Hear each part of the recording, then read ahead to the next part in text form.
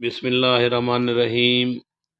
مختصر تاریخ ادبیات مسلمانان پاک و ہند آج خواجہ زکریا صاحب کی کتاب، اس کا باب نمبر 5، دکن میں اردو ادب کا فروغ، بیجاپور پہلا حصہ ہے جس کی ویڈیو پہلے اپلوڈ ہو چکی ہے۔ آج جو ہے ہم گولکنڈہ میں اردو کے بارے میں پڑھتے ہیں، تو چلیے جی اس چیپٹر پر جاتے ہیں جہاں گولکنڈہ کے بارے میں ہے۔ یہ ہے جی گولکنڈہ۔ گولکنڈہ جو ہے یہ بہمنی سلطنت سے علیحدہ ایک سلطنت بنی تھی۔ تو گولکنڈہ کے بارے میں ہم پڑھ رہے ہیں کہ کس طرح گولکنڈہ میں اردو ادب نے فروغ پایا۔ بہمنی سلطنت کمزور ہوئی تو ایسا ایسا یہ 5 سلطنتوں میں بٹ گئی، جیسا کہ پہلے بھی پچھلی ویڈیو میں نے بتایا ہے کہ وہ بیجاپور، گولکنڈہ، بیدر برار، نظام شاہی سلطنت میں بٹ گئی۔ بیجاپور کی عادل شاہی سلطنت 1490 میں خود مختار ہوئی، اور اس کے بعد 1518 میں سلطان کلی نے بھی خود مختار بادشاہ ہونے کا اعلان کر دیا۔ قطب شاہی سلطنت کا کارو منڈل کے ساحل سے شروع ہو کر دکن کے وسطی تک پھیلی ہوئی تھی۔ اس کے زیادہ حصے میں تیلگو زبان بولی جاتی تھی۔ اس سے لفظ تلنگانہ نکلا ہے، جو اس سلطنت کے ایک بڑے خطہ کا نام تھا۔ یہاں دہلی کی مسلمان حکومتوں کے قبضے کے بعد فارسی کا بھی رواج تھا، جو مدرسوں، مکتبوں اور مسجدوں میں پڑھائی جاتی تھی۔ بہمنی دور میں بھی دفتری زبان فارسی تھی، اور گولکنڈہ کے قطب شاہی بادشاہوں نے بھی اسی کو بطور سرکاری زبان جاری رکھا۔ نصیر الدین ہاشمی کے بقول سلطان کلی کا تمام وقت اپنی سلطنت کو مستحکم بنانے اور وسیع کرنے کے لیے میدان جنگ میں بسر ہوا۔ اس کے باوجود اس نے شعر و ادب کے فروغ میں حصہ لیا اور عمارتیں بنوانے میں بھی دلچسپی لی۔ سلطان کلی کے بیٹے جمشید نے اپنے باپ کو قتل کروا دیا اور 1523 میں اپنی بادشاہت کا اعلان کر دیا، اور 60 سال تک حکومت کی۔ وہ فارسی کا اچھا شاعر تھا، اور اس کا فارسی کلام موجود ہے، اور کلام الملوک یعنی سلسلہ یوسفیہ میں شائع ہو چکا ہے۔ اچھا جی، اس کے علاوہ اس پیج پر اور کچھ نہیں ہے جو میں نے ہائی لائٹ کیا ہو۔ اس پیج پر آتے ہیں جی، ہم پڑھ رہے ہیں قطب شاہی سلطنت جو گولکنڈہ میں مارد وجود میں آئی۔ قطب شاہی سلطنت میں لوگ خوشحال تھے۔ شعر و ادب، رقص و موسیقی، فن تعمیر، خطاطی وغیرہ نے بہت ترقی کی۔ تہوار، میلے ٹھیلے، جشن وغیرہ خوب جوش و خروش سے منائے جاتے۔ پہلے چند بادشاہوں کے ادوار میں ہمسایہ سلطنتوں سے جنگیں بھی ہوئیں، لیکن ابراہیم قطب شاہ نے اپنی حکمت عملی سے ان سلطنتوں سے اچھے تعلقات استوار کر لیے۔ امن و امان کی اس فضا میں فنون لطیفہ نے خوب ترقی کی۔ عادل شاہی ادب میں دیگر اصناف کی ترقی کے ساتھ ساتھ رزمیہ مصنوعیاں بھی خاصی تعداد میں لکھی گئیں۔ غزل کی طرف نسبتاً میلان نسبتاً کم رہا، لیکن قطب شاہی سلطنت میں بزمیہ مصنوعیاں تحریر کی گئیں اور غزل کو بھی فروغ حاصل ہوا ہے۔ قطب شاہی دور میں ابراہیم قطب شاہ سے پہلے بھی اردو شاعری ہونے لگی تھی، اور بعض شعراء اتنے مشہور تھے کہ آنے والوں نے انہیں سند مانا، لیکن فروغ ادب کا اصل زمانہ ابراہیم سے شروع ہوتا ہے۔ محمد قلی اور عبداللہ قطب شاہ کے ادوار میں ادب نے مقدار اور معیار ہر دو اعتبار سے بہت ترقی کی۔ ابتدائی شعراء میں سے بعض کا کلام ہم تک نہیں پہنچا۔ اس سلسلے میں 3 ایسے شعراء کا تذکرہ ملتا ہے جن کو آنے والے شعراء نے استاد تسلیم کیا ہے اور ان کے دنیا سے رخصت ہو جانے کو اپنی بد نصیبی قرار دیا ہے۔ ان شعراء میں فیروز محمود اور ملا خیالی فیروز محمود اور ملا خیالی کے نام قابل ذکر ہیں۔ وجہی یعنی ملا وجہی نے کتب مشتری میں بتایا ہے کہ فیروز نے خواب میں آ کر ان کے ہاتھ چومے اور دعا دی۔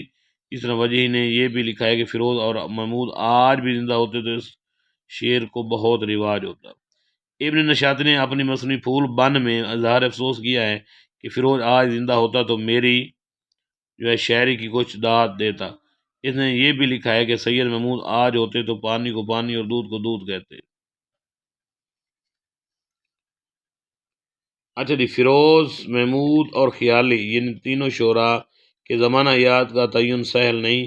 قیاس ہے کہ ان کا زمانہ قطب شاہی سلطنت کے آغاز سے ابراہیم کے آغاز سلطنت تک ہوگا، لیکن اردو شاعری کا عروج محمد قلی قطب شاہ کے دور سے شروع ہوا اور عبداللہ کے دور میں اس کی ترقی انتہا تک جہاں پہنچتی ہے۔ پھر قطب شاہی سلطنت کے زوال کے ساتھ رفتہ رفتہ یہ ارتقا زوال کا شکار ہوا۔ گولکنڈہ جب مغل سلطنت میں شامل ہو گیا تو ولی اور چند دہائیاں بعد سراج کی آوازیں بلند ہوئیں، جنہیں اس مٹتی روایت کا تسلسل کہا جا سکتا ہے۔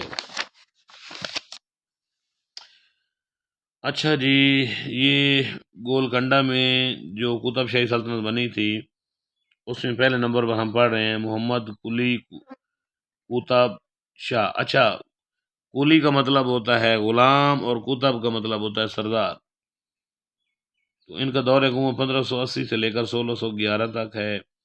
محمد قلی کا سال ولادت جو ہے جو 1565 ہے، اور تخت پر کب بیٹھے 1580 میں۔ تخت نشینی کے وقت اس کی عمر 15 یا 16 سال تھی۔ اسے مختلف علوم و فنون کی تعلیم دی گئی تھی اور فرعون سپاہ گری بھی سکھائے گئے تھے، لیکن چونکہ حکومت کا بوجھ نوجوانی میں اس پر آ پڑا، اس لیے تعلیم نامکمل رہی۔ اس کا میلان عیش پسندی کی طرف تھا، اور وہ شاہی محل میں شاعری، رقص، موسیقی، شراب اور اپنی پسندیدہ خواتین کے ساتھ خوش رہتا۔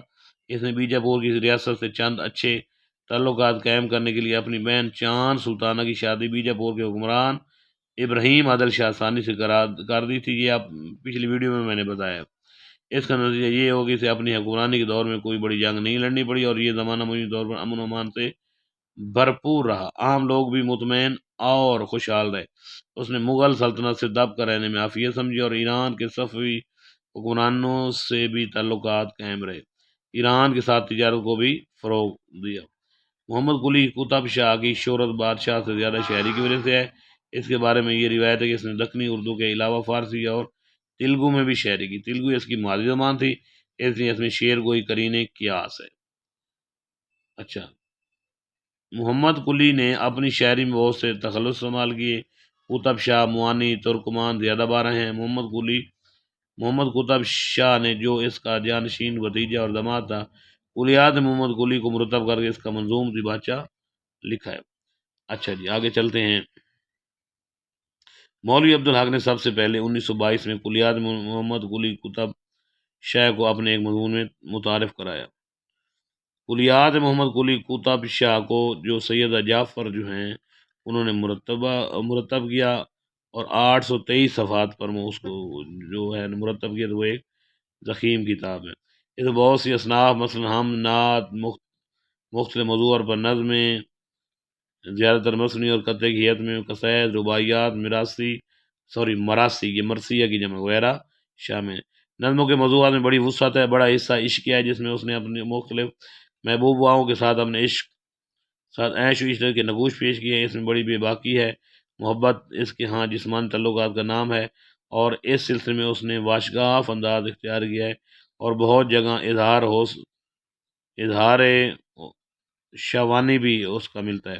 محبوباؤں میں بے شمار خواتین شامل جو بہت سی نسلوں اور علاقوں سے تعلق رکھتی تھیں۔ ان میں سے 12 پیاریاں اس کی بہت پسندیدہ تھیں۔ ان کو مختلف ناموں سے مخاطب کر کے ان پر متعدد نظمیں لکھی۔ بعض نظمیں مختلف جشنوں اور تہواروں اور رسم و رواج، مناظر فطرت وغیرہ کے بارے میں ہیں، جن سے دکن کے کلچر کی عکاسی ہوتی ہے۔ ان نظموں میں مقامی رنگ اور دکن کے باغات، پھل پھول، ترکاریاں، پرندے، موسم، لباس اور سامان آرائش وغیرہ کا جو ہے وہ بھی تذکرہ ملتا ہے۔ ان کے کلام سے اس زمانے کے دکنی کلچر کا ایک مرکب تیار کیا جا سکتا ہے۔ محمد قلی قطب شاہ کے ہاں عیش و عشرت کے غالب رجحان کے ساتھ ساتھ سے زیادہ مذہبی میلان بھی دکھائی دیتا ہے۔ بظاہر یہ وہ دو متضاد باتیں ہیں، لیکن اس کے ہاں مذہب کا وسیلہ دنیاوی عیش و عشرت کے لیے ڈھونڈا گیا ہے۔ وہ مقدس ہستیوں کو یاد کرتا ہے تو تقریباً ہر جگہ ان سے اپنی آسائشوں کے لیے مدد مانگتا ہے۔ محمد قلی قطب شاہ بطور غزل کو بہت اہم ہے۔ کلیات میں غزلیات کا پورا دیوان الفبائی ترتیب سے موجود ہے۔ غزلیات کی کل تعداد 300 سے زیادہ ہے۔ وہ دکنی غزل کا پہلا صاحب دیوان شعر ہے۔ اچھا جی، مجموعی طور پر دکنی غزل کو فارسی غزل سے قریب لانے میں محمد قلی کی اہمیت واضح ہے۔ اس کی غزل میں مقامی رنگ بھی ملتا ہے، دکن کی سرزمین اور ہندی اساطیر بھی نظر آتی ہیں، لیکن تلازمات، تشبیہ و استعارہ اور فضا بندی میں یہ غزل فارسی غزل ہی سے نکلی ہوئی ایک ندی معلوم ہوتی ہے۔ اس کے بعد عبداللہ قطب شاہ ہیں جو گولکنڈہ میں جنہوں نے اردو ادب کے حوالے سے کام کیا، ان کے بارے میں پڑھتے ہیں۔ پہلے ہیں قلی قطب شاہ، دوسرے عبداللہ قطب شاہ۔ عبداللہ خود بھی شاعر تھا، اس کا ایک مختصر دیوان غزلیات جو تقریباً 800 اشعار پر مشتمل ہے وہ شائع ہو چکا ہے۔ اچھا، گولکنڈہ یا قطب شاہی سلطنت میں تیسرے نمبر پر آتے ہیں ملا وجہی ابراہیم قلی کے زمانے سے لے کر ابو الحسن کے دور آخر تک تقریباً 100 سال بنتے ہیں۔ یہ زمانہ قطب شاہی دور عہد میں شاعری کے عروج کا ہے۔ وجہی نے شاعری کا آغاز ابراہیم کے آخر میں کیا۔ محمد قلی قطب شاہ کے زمانے میں اس کو بادشاہ کی سرپرستی حاصل ہوئی۔ محمد قطب شاہ کے دور میں گوشہ نشین رہا۔ عبداللہ کے دور میں دوبارہ اس کی پذیرائی ہوئی، مگر محمد قلی کے دور والا عروج دوبارہ حاصل نہ ہوا، کیونکہ عبداللہ کا پسندیدہ شعر غواصی ہے۔ وجہی کا نام اسد اللہ تھا، وہ فارسی میں بھی شعر کہتا تھا، اردو میں بیک وقت شیریں بیان شاعر اور قادر الکلام نثر نگار تھا۔ اس نے پہلے بطور شعر شہرت حاصل کی۔ قطب مشری کے نام سے ایک مثنوی جو ہے اس نے لکھی، 1609 میں 12 دن میں مکمل کی۔ اور پھر عبداللہ قطب شاہ کے کہنے پر 1635 میں سابرس کے نام سے ایک اہم تمثیلی قصہ قلم بند کیا، جس کو اردو کی پہلی داستان بھی کہا جاتا ہے، تمثیلی داستان۔ دکنی نثر کی نمایاں کی تاریخ میں یہ نمایاں ترین کتاب ہے۔ گویا وجہی اردو ادب کی پوری تاریخ کی ان چند ہستیوں میں شامل ہے جو نظم و نثر دونوں میں نمایاں مقام حاصل رکھتے ہیں۔ بہت سے لکھنے والوں نے قطب مشری کی کہانی کو محمد قلی اور ایک خوبصورت رقاصہ بھاگمتی کے معاشقے سے مخوض بتایا۔ اس بات میں جزوی صداقت ہے۔ محمد قلی قطب شاہ بھاگمتی کا عاشق تھا، اور یہ بھی کہا جاتا ہے کہ موسیٰ ندی کو پار کر کے اسے ملنے جایا کرتا تھا۔ شاعری کے بعد اسے حیدر مل کا خطاب دے کر اپنی ملکہ بنا لیا۔ یہ بھی ظاہر ہے کہ کہانی میں ہیرو کا نام محمد قلی قطب شاہ ہے، لیکن بھاگمتی کے لیے مشتری کا نام اختیار کیا گیا ہے۔ موجودہ شکل میں کہانی نے حقیقی معاشقے کی بجائے قدیم داستانوی انداز اختیار کر لیا ہے۔ ہیرو نے ہیروئن کو خواب میں دیکھا اور اس پر عاشق ہو گیا۔ کسی دانا نے بتایا کہ یہ بنگال کی شہزادی مشتری ہے، چنانچہ ہیرو اس دانا شخص کے ساتھ شہزادی کی تلاش میں دکن سے بنگال کو روانہ ہو گیا۔ راستے میں بے شمار مشکل مراحل سے گزر کر مشتری کے محل کے پاس ڈیرا ڈال دیا۔ غیر مشتری سے رابطہ ہوا، وہ بھی محمد قلی پر عاشق ہو گئی، اور آخر چند مراحل سے گزر کر دونوں کی شادی ہو گئی۔ تو یہ ہے جی اس کہانی کا تانا بانا۔